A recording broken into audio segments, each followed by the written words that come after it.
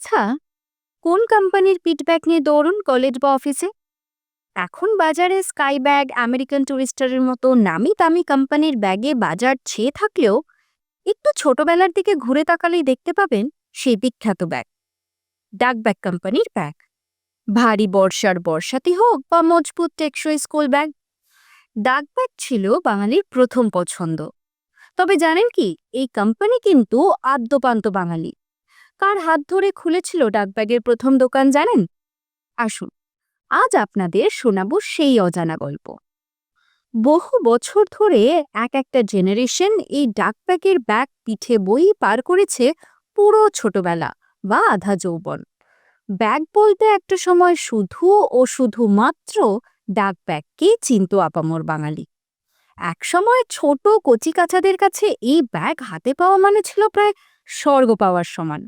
দেখতে স্টাইলিশ, আবার টেকসই, তার উপরে অনেকগুলো চেন আর ভিতরে থাকে অনেকখানি স্পেস। এই ছিল ডাকব্যাগের বিশেষত্ব। ডাকব্যাগের অন্যতম ইউএসপি ছিল বৃষ্টির জল ব্যাগ ভেদ করে কিছুতেই বইপত্র ভেজাতে পারত না। আর মধ্যবিত্তের সাধ্যের নাগালের সে ব্যাগ ছিটতেও না, ফাটতও না বছরের পর বছর। রঙও থাকতো ঝলমলে। আচ্ছা, গল্প আড্ডা তো চলতেই থাকবে, তবে আপনাদের জন্য রয়েছে একখানা দুর্দান্ত খবর। এবার থেকে আপনারা ঠিক করে দেবেন আমাদের পরবর্তী গল্প বা আড্ডার টপিক। ভাবছেন কিভাবে? তাহলে ঝটপট জয়েন করে ফেলুন শোনার মেম্বারশিপ। স্বল্প কিছু মূল্যের বিনিময়ে আপনারা শুনতে পারবেন মেম্বার ওনলি এক্সক্লুসিভ ভিডিওগুলি। নতুন ভিডিওগুলির ক্ষেত্রেও আপনারাই হবেন প্রথম শ্রোতা। এই মেম্বারশিপের ক্ষেত্রে রয়েছে ৩টি ভাগ: অনুরাগী, বন্ধু ও পৃষ্ঠপোষক। এর মাধ্যমে যে কোনো ভিডিও রিলিজের আগেই পৌঁছে যাবে আপনার কাছে। থাকবে শোনার পরিবারের সঙ্গে ভার্চুয়াল মিটআপের সুযোগ ও আরও অনেক কিছু।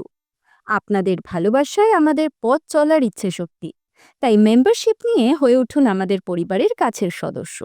পাশে থাকুন, শুনতে থাকুন আর শোনায় থাকুন। ফিরে আসি আমাদের গল্পে। তা বলতে গেলে সে অনেক দিন আগের কথা। অবিভক্ত বাংলাদেশের ঢাকা জেলার বামনতিতা গ্রাম। হেডমাস্টার মোহিনীমোহন বসুর ছেলে সুরেন্দ্রমোহনকে পড়তে পাঠালেন বেঙ্গল প্রেসিডেন্সির অধুনা বিহার রাজ্যের গয়া জেলার এক স্কুলে। সেখান থেকে প্রবেশিকা পাশের পর সুরেন্দ্রমোহন ভর্তি হলেন ভাগলপুর টিএ জুবিলি কলেজে। এবার এফএ পাশের পর ফিরে গেলেন ঢাকায়। ঢাকা কলেজে বিএসসি ক্লাসে ভর্তি হওয়ার সময় থেকেই তার মাথায় চাপে বিদেশ থেকে বিজ্ঞান নিয়ে পড়াশোনা করার ইচ্ছা। সুরেন্দ্রমোহন ছিলেন মনে প্রাণে স্বদেশী, তাই তারই লক্ষ্য ছিল বিদেশ থেকে পড়াশোনা করে এসে সেই শিক্ষা দেশের কাজে লাগানো। সেই উদ্দেশ্যে ১৯০৫ সালে যোগেন্দ্রচন্দ্র ঘোষ স্কলারশিপ পাওয়া মাত্রই তিনি পড়তে চলে যান জাপানে। সেখানে প্রায় ১.৫ বছর হাতে কলমে কাপড় ডাইং আর প্রিন্টিংয়ের কাজ শেখেন। এরপরেই তিনি আমেরিকার নামকরা স্ট্যানফোর্ড বিশ্ববিদ্যালয় থেকে ইন্ডাস্ট্রিয়াল কেমিস্ট্রিতে বিএ ও ক্যালিফোর্নিয়া বিশ্ববিদ্যালয় থেকে ফলিত রসায়নে এমএসসি পাশ করেন। আমেরিকাতে পড়ার সময় ১৯১৩ সালে তৈরি হয় হিন্দুস্তান স্টুডেন্টস অ্যাসোসিয়েশনের তিনি প্রথম সভাপতি হন সুরেন্দ্রমোহন। সেই অ্যাসোসিয়েশনের তিনি দেশের স্বনির্ভরতা ও স্বাধীনতার বিষয়ে সকলকে সজাগ করার জন্য বক্তৃতা দিতেন। আর ঠিক এ কারণেই তিনি ব্রিটিশ শাসকের রোষের চোখে পড়েন। দেশে ফিরে আসার পর বিপ্লবী হিসেবে তাকে বহু বছর সরকারি নির্যাতন সহ্য করতে হয়। এমনকি করদ রাজ্য রেওয়া স্টেটের শিল্প উন্নয়নের সাথে যুক্ত হওয়ার পরেই ব্রিটিশ সরকারের ডিফেন্স অফ ইন্ডিয়া অ্যাক্টে গ্রেফতার করা হয় সুরেন্দ্রমোহনকে। তবুও তিনি দমে যাননি। সেই অবস্থাতেই নিজের চেষ্টায় সেখানেই একখানা ছোট ল্যাবরেটরির সরঞ্জাম জোগাড় করে জল নিরোধক কাপড় আর ক্যানভাস তৈরির গবেষণায় নিয়োজিত হন। তবে প্রথম বিশ্বযুদ্ধ চলাকালীন তিনি ব্রিটিশদের হয়ে লড়তে থাকা নিচু পোস্টের ভারতীয় সৈনিকদের জল কাদায় ভোগান্তি, দুর্দশা ও রোগজ্বালা দেখে অত্যন্ত কষ্ট পান। আর এখান থেকেই আসলে শুরু হয় তার ডাক ব্যাগ নিয়ে চিন্তাভাবনা। এরপরে প্রথম বিশ্বযুদ্ধ শেষের কিছু পরে তিনি জেল থেকে ছাড়া পেয়ে বাংলায় ফিরে আসেন। এরপর কলকাতায় ফিরে একক মালিকানায় কোম্পানিটি তৈরি করেন। যদিও প্রতিষ্ঠা পাওয়ার পর থেকেই কোম্পানিটি চরম উত্থান পতনের মধ্যে দিয়ে গেছে। 1932 সালে তার 3 ভাই ব্যবসায়িক অংশীদার হিসেবে কোম্পানিতে যোগ দেন। তারপর থেকেই এটি প্রাইভেট লিমিটেড কোম্পানি হিসেবে আত্মপ্রকাশ করে। মজার ব্যাপার হলো, যদিও এই কোম্পানির সব প্রোডাক্টগুলোই ডাকব্যাগ নামেই সবাই চেনেন, তবে কিন্তু প্রথম দিকে এই শব্দটি কোম্পানির সাথে কোনোভাবেই জুড়ে ছিল না। 1940 সালে কলকাতার নজর আলী লেনের বাড়িতে একটি পাবলিক লিমিটেড কোম্পানি হিসেবে বেঙ্গল ওয়াটারপ্রুফ ওয়ার্কার্স লিমিটেড নাম নিয়ে চালু হয় সুরেন্দ্রমোহনের কোম্পানি। পরিবারের সদস্যদের থেকে জানা যায়, বোস আমেরিকা থেকে ফিরে আসার পরপরই জড়িয়ে পড়েন ভারতের স্বাধীনতা আন্দোলনে। এরপরেই নিজের দেশের মানুষদের কথা মাথায় রেখেই কম দামের মধ্যে টেকসই রেইনওয়্যারের তৈরি করার কাজে হাত দেন তিনি। আর এক্ষেত্রেই কাজে লেগে যায় তার বিদেশ থেকে অর্জিত প্রশিক্ষণ। ডাকব্যাগের চাহিদা আপামর বাঙালি ও অন্যান্য মানুষের মধ্যে বাড়ার সাথে সাথে প্রোডাকশন বাড়ানোর জন্য সুরেন্দ্রমোহন উত্তর 24 পরগনার পানিহাটিতে একটি 22 একর জমির ওপরে তৈরি করেন প্রোডাক্ট তৈরির বড় কারখানা। বংশ পরম্পরায় বিগত 1 শতাব্দী ধরে বাংলার মানুষের বৃষ্টি থেকে রক্ষক হিসেবে কাজ করে আসছে ডাকব্যাগ। তবে বাংলার বেশিরভাগ মানুষেরই ধারণা ডাকব্যাগ শুধুমাত্র ব্যাগ ও রেনকোট তৈরি করে। আদতে এই কোম্পানি কিন্তু বিভিন্ন রেইনওয়্যার, বুট, গরম জলের বোতল, বরফের bag, gloves, PSP waterbed, ice bag, হাসপাতালের বিছানার চাদরও তৈরি করে থাকে। এমনকি ডাকব্যাগ এককালে মাইনিং বুট এবং যুদ্ধ বিমানের পাইলটদের মাধ্যাকর্ষণ প্রতিরোধী স্যুটও তৈরি করত। এছাড়াও ট্রাভেল করার জন্য লাগেজ ট্রলি, এয়ার বালিশ ইত্যাদি প্রোডাক্টও একচেটিয়াভাবে তৈরি করে এই কোম্পানি। খনি, প্রতিরক্ষা, শিল্প কারখানায় কর্মরত শ্রমিকদের মতো ঝুঁকিপূর্ণ পেশার জন্য বিভিন্ন ধরনের সুরক্ষা সরঞ্জামও তৈরি করে থাকে এই কোম্পানি। 1948 সালে বোসের মৃত্যুর পর তার বড় ছেলে দেবব্রত কোম্পানির উত্তরাধিকারী হয়ে কোম্পানির হাল ধরেন। দেবব্রত ছিলেন 6 ভাই বোনের মধ্যে সবচেয়ে বড়।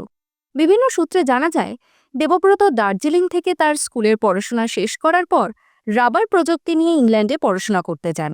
আর এরপরেই দেশে ফিরে বাবার মৃত্যুর পর তাকে কোম্পানির দায়িত্ব কাঁধে তুলে নিতে হয়। 60-এর দশকের মাঝামাঝি সময় ডাকব্যাগের লোগো ডিজাইন করেন শিল্পী রনেন আয়ন দত্ত। বাবার পরে অত্যন্ত দক্ষ হাতে কোম্পানি সামলেছিলেন দেবব্রত। তিনি নিজের হাতেই সমস্ত অভিযোগ ও অনুযোগের দেখভাল করতেন। সম্ভবত 1989 থেকে 1995 সাল ছিল ডাকব্যাগের স্বর্ণযুগ। এই সময় কোম্পানির টার্নওভার 18 কোটি টাকা থেকে 51 কোটি টাকায় পৌঁছয়। 90-এর দশকে ভারত সরকারের উদারীকরণ নীতির জন্য ব্যবসায় ধীরে ধীরে মন্দা শুরু হয়। বাজারে তখন অন্যান্য সংস্থার প্রোডাক্টের সাথে প্রতিযোগিতা চরমে ওঠে। চীনা প্রোডাক্টের কাছে ডাকব্যাগের পণ্য নিজের রিটেল মার্কেট হারাতে শুরু করে। পরিবর্তন হতে শুরু করে মানুষের পছন্দ। হালকা, সস্তা, ইউজ অ্যান্ড থ্রো এমন ধরনের প্রোডাক্ট পছন্দ করতে আরম্ভ করেন। আর চীনা প্রোডাক্টের থেকে ডাকব্যাগের প্রোডাক্টের দাম ছিল অপেক্ষাকৃত বেশি। সময়ের সাথে সাথে রাবারের দাম বেড়ে যাওয়ায় ওভারহেড খরচাও বেড়ে যায়, সাথে টাকার অভাবও আরও বাড়তে থাকে। এছাড়াও কোম্পানির পরবর্তী মালিক কে হবে সেই নিয়েও বিবাদ দেখা যায়, কারণ দেবব্রত বোস ছিলেন অবিবাহিত। এই পারিবারিক কলহের কারণেই পরবর্তী প্রজন্মের কেউই চেয়ারম্যান পদে আসতে পারেনি। তাই উত্তরাধিকারের কোনো পরিকল্পনা না থাকায় ডামাডোলে শেষমেশ কোম্পানিটি বিক্রি হয়ে যায়। 2014 সালে ওম প্রকাশ সাক্সেনা কোম্পানিটি বোসদের কাছ থেকে কিনে নেন।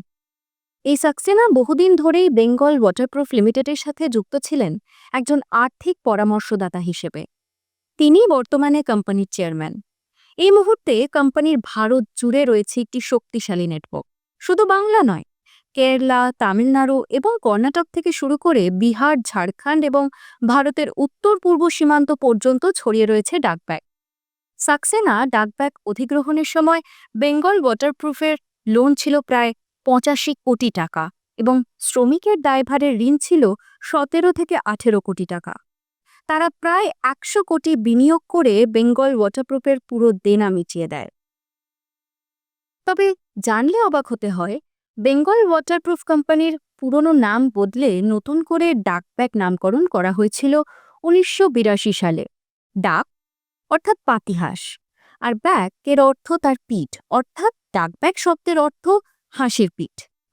হাঁস যেমন বেশিরভাগ সময় জলে থাকা সত্ত্বেও তার পিঠ পরিষ্কার থাকে, জল সেই জায়গা একটুও ভেজাতে পারে না, তেমনি ডাকব্যাগের পণ্য জলে ভেজার পরেও থাকে হাঁসের পিঠের মতোই পরিষ্কার।